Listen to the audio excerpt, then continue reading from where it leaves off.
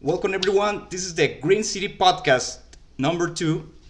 Today our guest is Madison Savilow she's a venture lead at Expedition Air. Welcome, Madison. Yes, thanks for having me on. Um, can you tell us please a little bit more about what is Expedition Air?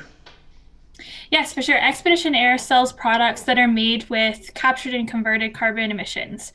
So we started from carbon upcycling technologies, which is a carbon utilization company based in Canada. And Expedition Air is the consumer product brand underneath carbon upcycling technologies. Great. Your company is very interesting to me because you represent what I like about green businesses. You are a market-driven solution to an environmental problem.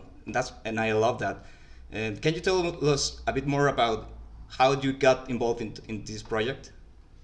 Yes, absolutely. So I started at Carbon Upcycling Technologies about 2.5 years ago. I still work there and in the capacity of chief of staff. But in 2019, I started to get involved with consumer products and started making some of those with some product partners. And it's just grown since then. It's been a lot of inbound inquiries that we've gotten, and that's what we've noticed is that it's had a lot of organic traction, and people were just interested in our material and wanted to try it out in their art and their products that they had already on the go. So it was really great to see that that was validation that we had without really seeking it. And yeah, it kind of grew from there, and we decided to branch out as its own brand because we felt that it was a bit confusing on our website. Carbon upcycling is very industrial focused, and it's focused on big applications like concrete and plastics. And then having this consumer product arm just really didn't fit very well. So we branched it out as its own brand, and we're noticing a bit of a trend with that happening with a few other carbon tech companies. So I think you'll see that more. Great. Um, Tell me a bit more about your position. You tell me that you are the venture lead, right? Yeah. As this is a podcast focused on the business side of the green business. Can you expand a little bit more about what you do and the lessons you have garnered along the way? Yeah, absolutely. Most of my role is in the carbon upcycling side, with the chief of staff duties being pretty broad. It's a little bit of everything. Every day is different. It consumes things like our accounting and finance, to some of our marketing, to procurement, logistics for a large scale up, to just some general business activities like business development that need to be done in a day. But then I also put on this hat of venture lead. So that was a title. It's not really a proper title, I guess, but it was something to more signify that I'm leading this brand that we've developed, and the consumer product work. So I'm not exactly sure if that's a title that's appropriate, just something that kind of happened, I guess. But that's been really exciting. So I've done all of our website, all of our e-commerce development, all of the business development and partnership creations. That's been really amazing, and even some of the order filling and things like that's been part of this role. I really like it because every day's different. I think for us, the biggest challenge has been talking about something that's pretty difficult. Carbon tech can be hard to explain, and people that don't necessarily have experience with this industry already don't necessarily get the nuances behind it, or don't understand that the whole product doesn't have to be made from CO2 to still have an impact. In fact, most products aren't, unless you're talking about one specific material and you're creating something completely different out of CO2 and breaking that molecule.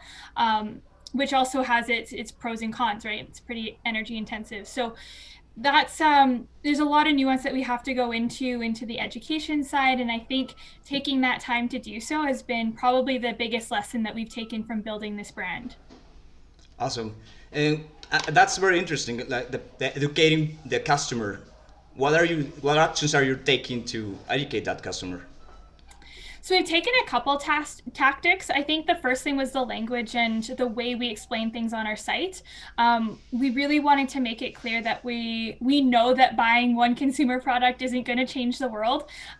We're not delusional, I guess, in that sense, and we don't want consumers to feel that either. We want them to feel empowered, absolutely, that they're making a good choice and a sustainable choice.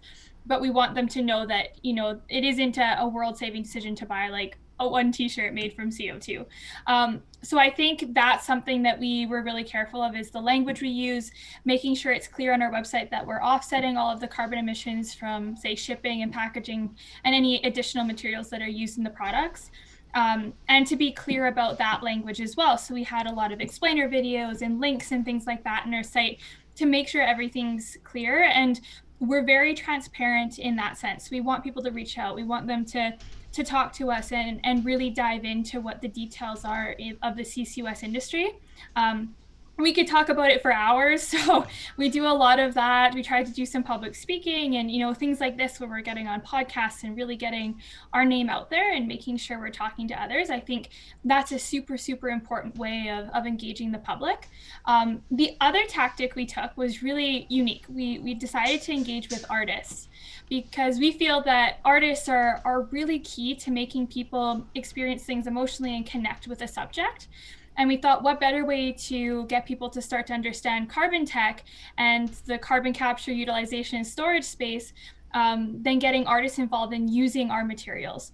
So we had an artist in residence program last year, and the artist that we worked with, her name's Anna Lee, and she started her own business called Captured Carbon Studio. And it's all of the, I guess, art mediums like paints and crayons, things like that, that she's used and will now let other artists use. So that's really important to us, is that information sharing and really getting that story across in a way that is tangible. I love it. I love that connection with the creative part. It's like a Mm-hmm. bridge between the industrial and the human part of this company. I love it. Exactly. Mm, is your industry is it young, or it has a lot of time already, and we are just starting to learn about it? What Yeah, how it's does that it is works? pretty new. Yeah, it's I mean it's been around for, a few decades and things like that. And CO2 of course has been used for ages. But the carbon capture, utilization, and storage space in public terms is fairly new compared to other industries. Even, when the Carbon X Prize started, so where Carbon Upcycling Technologies is a top 10 finalist in the Carbon X Prize, which is a really big competition. X Prize is based in LA and they have global competitions around the world. And the Carbon X Prize was a $20 million prize, their largest prize yet, other than the Carbon Capture Prize that was just announced. But anyways, that even at the start of that 5 years ago, you didn't see in media much discussion about carbon tech or decarbonization through these types of technologies. Of course, it was out there and experts knew about it and everything like that, but you didn't see it as much in widestream media. So I think it's growing really fast. It's still pretty open. I think the problem that we're trying to solve of climate change is so big that there's so much space for people to work within, and that's really, really exciting. The other piece I would mention too is that a lot of the carbon tech companies like to work together. So there's a lot of collaboration, and we feature other carbon tech companies on our site, on our e-commerce site, and sell their products because we think it's important to support the same mission. And there's many different drivers and different technologies that can do this. So we want to be very supportive of the ecosystem. For what I see, your vision is bigger than the economics. It's like you really want to solve a problem, and you're willing to accept your competition and make them part of the solution, not just like win the money race, right? Yeah, exactly. And I mean, it's not everybody in the industry that feels that way, but a lot of the companies do. And that's really exciting. And I think that's what makes this space really unique, is that we are able to pull on that collaboration piece and start partnerships that build on each other with our technologies. And that's been really phenomenal. I think that's been pretty eye-opening because I know going into business, you always feel that kind of cutthroat. You're gonna, there's lots of competition and things like that. And there absolutely is, but there's also this really cool piece that we're working towards something bigger. And that's super important. Great. And what are the challenges that you're facing right now as an industry, as a CO2 capturing technologies? Uh, what are the challenges, and how are you preparing for those challenges? Yeah, I think, from the industrial side for carbon upcycling technologies, one of the biggest challenges for us is getting in front of bigger players and proving that our technology is de-risked. A lot of companies, like especially in the concrete space, being a very kind of conservative industry, been around for a long time, not a ton of drastic changes in the industry in the way that concrete was developed and what those mixes are. I think it's important for us to show that we have the technical validation of our products, and that's been, obviously a very necessary type of challenge. You need to be able to show that you're good structurally to be in buildings and to be using this concrete material. But I think, yeah, that would be the biggest challenge, is to just make sure that people know it's de-risked and we've proven this out. From Expedition Air's standpoint, we just have the same kind of growing issues as every other e-commerce site. Like, we really need to get an audience and show that we're doing these really cool projects and products, and they're all available to the public. So yeah, just in the process of getting more marketing out there. And we did just launch on March 1st, or March 2nd, I should say. So it was really exciting to see this past month how we've been able to engage with customers and grow our audience quite a bit. So yeah, we're just in the process of doing that. Well, you have a very compelling product. It is, as you said, it seems like a perfect solution. Well, you're talking about that the consumer part. It's not that like a magical solution, but it's the beginning of something that could become something really big, and it has the potential. That's what excites me. What would you recommend to someone that it's starting and has that idea of a green business and wants to start? Uh, what would you recommend to them? Yeah, I think a lot of people have that in mind, and I think it's amazing that they're taking that type of strategy to go forward with their products or their brand, or however they want to tackle that and include that sustainable portion. I would say that the first thing is, make sure you're not greenwashing. I know everyone talks about greenwashing, but make sure your products are actually making an impact. Like I mentioned, everyone knows that buying just one product isn't going to change the world, but you still need to have the story behind it, and make sure you back up your facts about the impact that you're having, and not supporting even unethical businesses and things like that, or unethical manufacturing. That's one small piece of it, but the material selection and the packaging and everything, all the shipping, all of that comes into your overall brand. So really validating and tracking what your impact is, I think that's something that I would recommend to people that are starting out in this. Of course, I am just starting out in this, so I don't know if I can really give that much feedback, but that's what I would say. Well, you already have the one of the biggest parts is starting. Like many people don't even dare to start.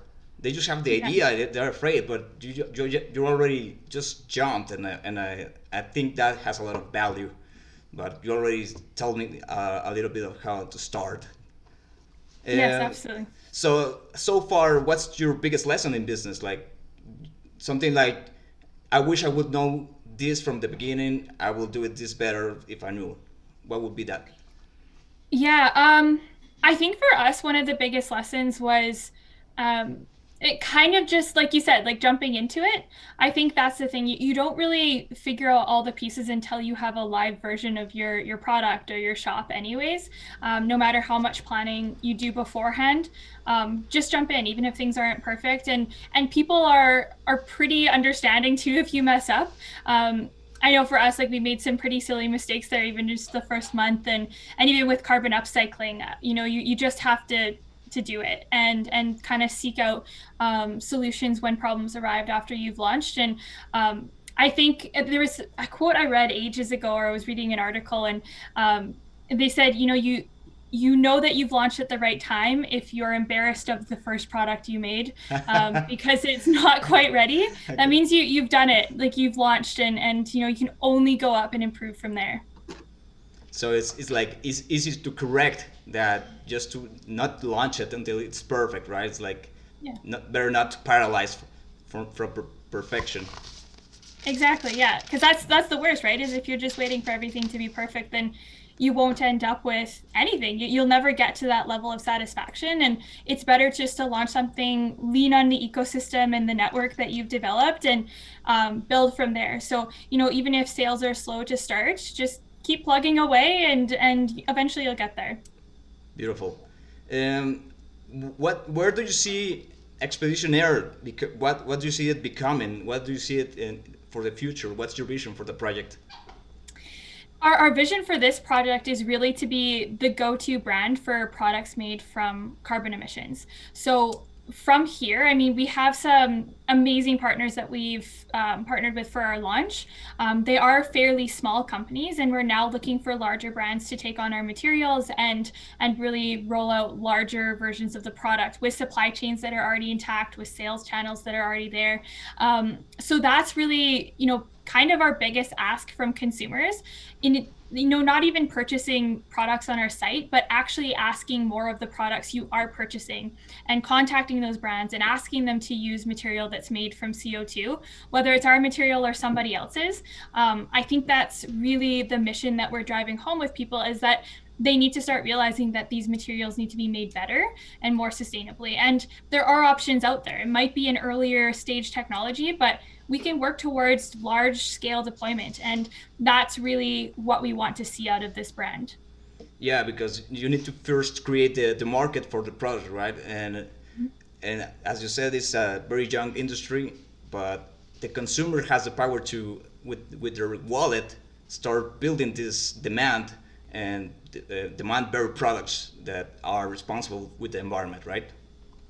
Exactly. Yeah, it's really democratizing carbon tech, and I think that's something that our CEO Apoorv Sinha said one time to me, is that each purchase is like a vote towards your material and towards the mission that you're driving, and that's what we want to showcase. Perfect. If someone would like to reach out and work with you guys or buy one of your products, what's the best way they can do that? Yeah, so they can visit our site. So it's expeditionair.today. That's our website. They can also find more information about our materials at carbonupcycling.com. Otherwise, they're free to reach out to me on LinkedIn, or visit our Instagram pages. We have most of the social media platforms. So yeah, we're always happy to chat to people and learn more about what their interests are, and if they have questions, we'd love to answer them. Great. And right now, what's the next step for Expedition Air? Like the next 6 months, the next 4 months move. What is your move? Yeah, right now it's a lot of marketing and getting our voice out there, building the audience, like I mentioned, and then really starting on those bigger projects with some larger brands. That's really our goal for the next 6 months to a year, is to really focus on building that out and making sure that we engage with some really sustainable partners that are making an impact already. Great. And I'm really interested in the grand scale application of this product. Do you have already proof that it works like in buildings or something like that? Some practical project? Yeah, absolutely. Yeah. So with carbon upcycling technologies, I would say our biggest product line is our concrete additive. And it's really interesting. It works in any type of concrete. So yeah, absolutely, in infrastructure, buildings, things like that. But essentially how it works is we embed gaseous CO2 into inorganic solid powders. Typically for the concrete additive, it's fly ash, which is already used in concrete, but we can take very low grade fly ash and upcycle it. And how it works is we substitute out about 20 up to 20% of cement in the concrete mix and increase the compressive strength of concrete by up to 40%. So that actually, yeah, that actually Wow. reduces the greenhouse gas effect by about 25%. So that's really exciting and larger scale impact than anything we could do with Expedition Air. But of course, that's the messaging behind it. And we do have some larger reactors. So our largest scale reactor produces about 20 tons of concrete additive in a batch. And we're looking for more licensing agreements and pilots to show larger scale reactors up to about 100 tons or even larger per day. Great. And you have the name of one of the buildings you have applied this product? So we mainly sell into the concrete industry. Ah, So okay, we would right. just, yeah, and then they would take it from there. But it would be great if you knew, like, I have already applied the product in this building, but I'm guessing that you don't have that information yet. Not yet, and we're working on, looking at different certifications and things like that, where maybe that would be a possibility in the future. And we do have some smaller projects we know of. Like it was used in this really cool wind turbine that also has solar panels around the base, and we did the foundation. So it was like a triple environmental factor type project, and those were really cool. So we do have a few, I guess. We know where some of our material's been used, but absolutely. I love it because it's like everything else. Like people need to see proof, and little by little they will start to adapt the technology. But my guess is like this is a huge problem, and your industry is one of the main solutions I see practical that actually has a solution. So I'm very excited for what your company does. Yes, thank you. Do you have any event coming, like a product launch that you would like to shout out? Not at the moment. Right now we're just kind of plugging away at licensing agreements and, if anybody's interested that's listening that, wants to get in touch with us about consumer products or concrete or plastics, we'd be happy to share more.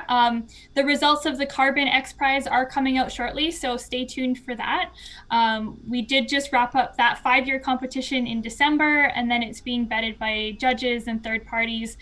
So we've been told we'll hear between April and July. So should be coming out soon. But other than that, nothing too big on the horizon for events. Well, now that you mentioned the X Prize, it sounds amazing. I think I've heard of it. Like, I think Elon Musk has put like a huge monetary incentive for that prize.